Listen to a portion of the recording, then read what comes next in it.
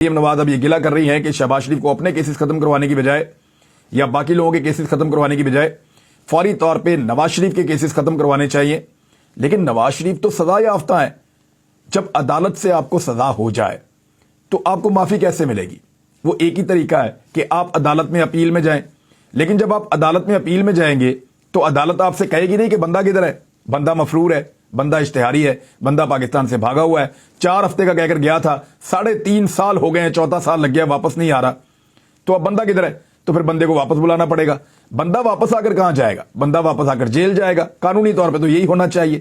جب وہ جیل جائے گا واپس آ کر، اب تو پنجاب میں محسن نقوی کی حکومت ہے تو جیل بھی گھر ہی ہوگی، تو بندہ واپس آ کر جیل جائے گا اور پھر دوبارہ کیس چلے گا. تو کیا 10 دن میں فیصلہ ہو جائے گا یا 20 دن میں فیصلہ ہو جائے گا؟ سوال ہی پیدا نہیں ہوتا. یہاں پہ بہت ٹائم لگتا ہے، روزانہ کی بنیاد پر سنوائی نہیں ہو سکتی اور نواز شریف صاحب کو پھر جیل میں رہنا پڑے گا. اب مریم نواز چاہتی ہیں کوئی ایسا سلوشن نکالا جائے، کوئی ایسا سسٹم بنایا جائے کہ بس جھٹ پٹ سارا کچھ ہو جائے اور نواز شریف صاحب جو ہیں وہ الیکشن لڑنے کے لیے اہل بھی ہو جائیں، ان کی سزائیں بھی ختم ہو جائیں. اسلام آباد میں صحافیوں کے ساتھ گفتگو کر رہی تھی، انہوں نے کہا مجھے اس بات کا افسوس ہے کہ نواز شریف کی جماعت حکومت میں ہے اور یہ بھی جانتے ہیں کہ نواز شریف کو دی گئی سزائیں مفروضوں پر مبنی تھیں. اس حوالے سے اسلام آباد ہائی کورٹ کے فیصلے میں جو کچھ کہا گیا ہے وہ آنکھیں کھول رہا ہے. نواز شریف اور میرے اوپر مقدمات بنانے والوں نے کبھی سوچا بھی نہیں تھا کہ یہ الزامات جب کھلی عدالت میں سنے جائیں گے تو ان کو شرمندگی ہوگی.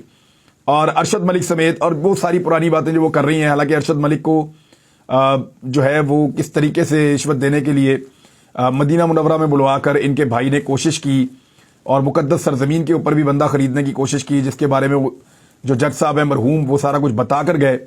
لیکن اس کے باوجود جو ہے وہ کوئی بھی چیز مریم نواز صاحبہ ماننے کے لیے تیار نہیں ہے. وہ چاہتی ہیں نواز شریف صاحب کا مقدمہ ختم ہو جائے اور عمران خان صاحب نااہل ہو جائیں اور نواز شریف صاحب الیکشن لڑنے کے لیے اہل ہو جائیں.